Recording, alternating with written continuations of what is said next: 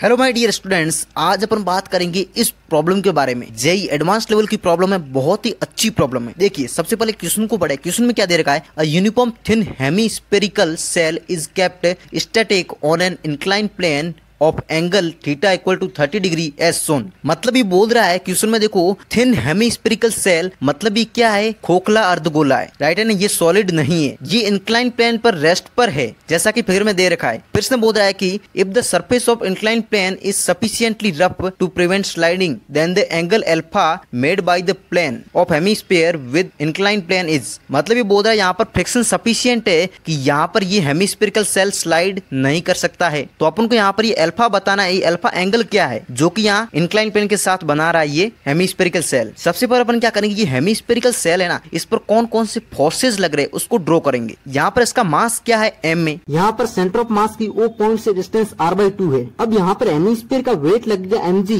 वो ये जो कॉन्टेक्ट पॉइंट है ना इससे पास होगा। अभी ये हेमिस्फीयर यहाँ पर रेस्ट पर रह पाएगा। ये जो वेट mg कॉन्टेक्ट पॉइंट से पास क्यों होगा, इसका भी रीजन बताता हूँ आपको। सिंपली देखो यहाँ पर क्या है ना, ये जो रोड है ना इसको मेरे को यदि रेस्ट पर रखना है तो मेरे को यहाँ पर कुछ फोर्स अप्लाई करना होगा F। मैं इसको पकड़ के रखूंगा तभी ये रेस्ट पर रह पाएगी, लेकिन यदि मैं इसको केवल ऐसी छोड़ दूं ना तो भी ये रेस्ट पर ही रहेगी। ऐसा क्यों है? क्योंकि देखो इसका वेट सीधा वर्टिकली नीचे की ओर आएगा, डाउनवर्ड में सीधा वर्टिकल नीचे की ओर mg आएगा और नॉर्मल अपवर्ड में लगेगा। अब क्योंकि यहाँ पर इसका वेट नीचे की ओर जो है ना mg, वो यहाँ पर पॉइंट ऑफ कॉन्टेक्ट से पास हो रहा है, तभी ये रोड रेस्ट पर रह पा रही है। और इसका क्या है, यहाँ पर सेंटर ऑफ मास यहाँ पर है, इसका वेट सीधा वर्टिकल नीचे की ओर mg आएगा। सिंपल सी बात है, क्योंकि ये पॉइंट ऑफ कॉन्टेक्ट से पास नहीं हो रहा है तो इसको रेस्ट पर रखने के लिए मेरे को सिंपली एक फोर्स अप्लाई करना पड़ेगा। तो यहाँ पर भी कुछ ऐसा ही है, मैंने इस पर कोई फोर्स नहीं लगाया है। इसका मतलब इसके सेंटर ऑफ मास का जो वेट आएगा नीचे वर्टिकली, वो पॉइंट ऑफ कॉन्टेक्ट से पास होगा। अब ये जो सरफेस है, सरफेस क्या लगाएगी इस पर एक नॉर्मल लगाएगी ऐसे इस डायरेक्शन में स्फीयर पर, जो कि क्या होगा यहाँ पर ये जो सेंटर है ना यहाँ पर इससे पास होगा, इस पॉइंट से पास होगा। तो देखो नॉर्मल मैंने ड्रॉ कर दिया यहाँ पर। तो नॉर्मल सिंपल सी बात है, सरफेस की जस्ट परपेंडिकुलर होता है ये 90 डिग्री एंगल। अब यहाँ पर क्या है, क्योंकि ये नीचे नहीं आ पा रहा है, देखो इसका वेट नीचे की ओर है, इसका एक कंपोनेंट आएगा वेट का इस डायरेक्शन में जो कि इसको नीचे लाने की कोशिश करेगा, लेकिन यहाँ पर फ्रिक्शन सफिशिएंट है, नीचे नहीं आ पाएगा। तो फ्रिक्शन इसके जस्ट बैकवर्ड में लगेगा यहाँ पर, जो कि हो जाएगा यहाँ Fr एज्यूम कर लेते। तो अपन ने यहाँ पर सारे फोर्सेस ड्रॉ कर दिए, क्योंकि ये हेमिस्फीयर क्या है, रेस्ट पर है। जब ये रेस्ट पर है इस पर नेट फोर्स 0 होगा। ये देखो यहाँ पर इंक्लाइन प्लेन है ना, इंक्लाइन प्लेन के अलोंग इसका मोशन नहीं हो रहा है, इसका मतलब नेट फोर्स 0 है। इसका मतलब ये हुआ कि mg sin थीटा फ्रिक्शन को बैलेंस कर रहा है, तभी तो ये रेस्ट पर रह सकता है। तो फ्रिक्शन मेरा सिंपली यहाँ पर mg sin थीटा के इक्वल हो जाएगा। तो मैंने यहाँ पर फ्रिक्शन mg sin थीटा के इक्वल कर दिया। अपन को यहाँ पर ये अल्फा फाइंड करना है, तो अपन को एक और यहाँ पर इक्वेशन लानी होगी। वो कैसे लाएंगे? देखो यहाँ पर, क्योंकि देखो ये रोटेट नहीं हो पा रहा, ये रेस्ट इक्विलिब्रियम स्टेट पर है, तो सिंपल सी बात है रोटेट नहीं हो रहा है। जब ये रोटेट ही नहीं हो रहा है तो यहाँ पर किसी भी पॉइंट के अबाउट अपन क्या करेंगे, टॉर्क को बैलेंस कर, टॉर्क 0 कर देंगे। तो मैं क्या कर रहा हूँ यहाँ पर, सिंपली अपन कोई भी पॉइंट ले लेते हैं यहाँ पर। जैसे मान लो मैं ये पॉइंट ले रहा हूँ, इस ओ पॉइंट के अबाउट में क्या कर रहा हूँ, यहाँ पर टॉर्क को 0 कर रहा हूँ। अपन यहाँ पर ओ पॉइंट के अबाउट टॉर्क को देख रहे हैं, तो सिंपल सी बात है यहाँ पर कौन कौन से फोर्सेस लग रहे हैं। एक तो ये नॉर्मल का टॉर्क देखना है मेरे को, एक फ्रिक्शन का, एक mg का,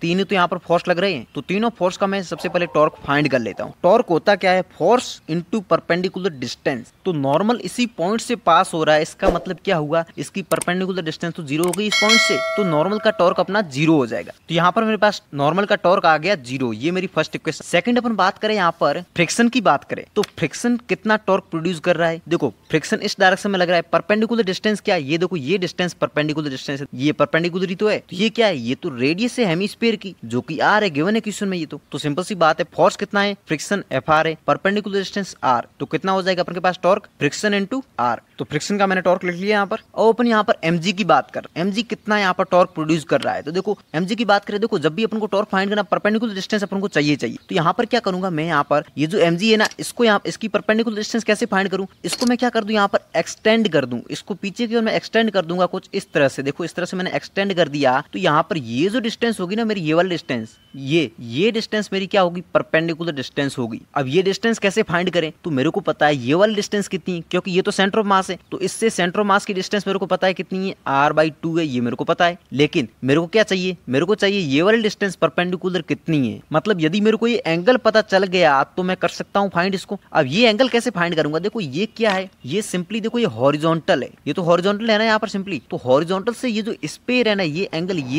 ये वाला एक्सिस है ना स्फीयर का, ये कितना एंगल बना रहा है हॉरिजॉन्टल से, ये मेरा एंगल फाइंड करना मेरे को। तो कैसे फाइंड करें, सिंपल सी बात है, देखो ये हॉरिजॉन्टल, ये भी हॉरिजॉन्टल है और ये भी हॉरिजॉन्टल है, पैरेलल है यहाँ पर। तो ये एंगल थीटा है और मेरे को ये भी पता है कि यहाँ पर ये जो इंक्लाइन प्लेन से ये जो है ना ये सरफेस, इंक्लाइन प्लेन से ये जो लाइन है अल्फा एंगल बना रही है। तो टोटल एंगल कितना हो गया हॉरिजॉन्टल से, ये वाला थीटा है क्योंकि मैंने पैरेलल लाइन खींची इसकी, थीटा प्लस का अल्फा। तो नेट यहाँ पर ये कितना हो गया मेरे पास, थीटा प्लस का अल्फा हो गया। अब मैंने देखो इस तरह से इसको ज्वाइन किया है, तो सिंपल सी बात है यहाँ पर ये वाला कितना है टोटल, ये वाला टोटल 90 डिग्री है। तो ये वाला कितना आ जाएगा मेरे पास 90 माइनस का थीटा प्लस अल्फा। देखो ये ट्राइंगल यही तो है मेरा, देखो ये वाला मेरे को पता चल गया 90 माइनस का थीटा प्लस अल्फा। तो ये मेरे पास कितना हो गया, थीटा प्लस अल्फा हो गया वापस, क्योंकि टोटल एडिशन कितना 180। तो अपन यहाँ पर क्या अप्लाई करें जिससे कि मेरा क्या आ जाए, ये वाली परपेंडिकुलर डिस्टेंस आ जाए। मेरे को ये पता है यहाँ पर r/2 है, मेरे को ये परपेंडिकुलर डिस्टेंस x फाइंड करना है, यही तो है परपेंडिकुलर डिस्टेंस, x फाइंड करना है। तो यहाँ पर मैं साइन थीटा अप्लाई कर दूं, परपेंडिकुलर अपॉन हाइपोटेनस आ जाएगा। यहाँ पर मैंने साइन थीटा अप्लाई कर दिया, मेरे पास परपेंडिकुलर डिस्टेंस x की वैल्यू आ गई है। मेरे को यहाँ पर फाइंड करना है mg के कारण टॉर्क कितना लग रहा है। तो सिंपल सा कितना हो जाएगा, टॉर्क mg के कारण यहाँ पर हो जाएगा। तो यहाँ पर सिंपल सी बात है, टॉर्क कितना हो जाएगा mg के कारण, फोर्स तो mg लग ही रहा है। यहाँ पर परपेंडिकुलर डिस्टेंस अपन अभी फाइंड की, ये कितनी आई अपन के पास, r/2 साइन अल्फा प्लस का थीटा। तो अपन के पास यहाँ पर टॉर्क आ गया mg के कारण। तो जो भी फोर्सेज यहाँ पर लग रहे थे अपन ने सारा यहाँ पर टॉर्क फाइंड कर लिया। और अपन क्या करें, देखो नॉर्मल का तो टॉर्क 0 है अपना। और अपन यहाँ पर देखे फ्रिक्शन ने टॉर्क देखो किस डायरेक्शन में लगाया, फ्रिक्शन की टॉर्क की डायरेक्शन क्या है, टॉर्क क्या होता है यहाँ पर r क्रॉस f होता है। तो सिंपल सी बात है, इस पॉइंट के बारे बात कर रहा हूँ, फ्रिक्शन इस तरह से देखो इस डायरेक्शन में लग रहा है, डिस्टेंस देखो इस पॉइंट के अबाउट अपन बात कर रहे हैं। तो देखो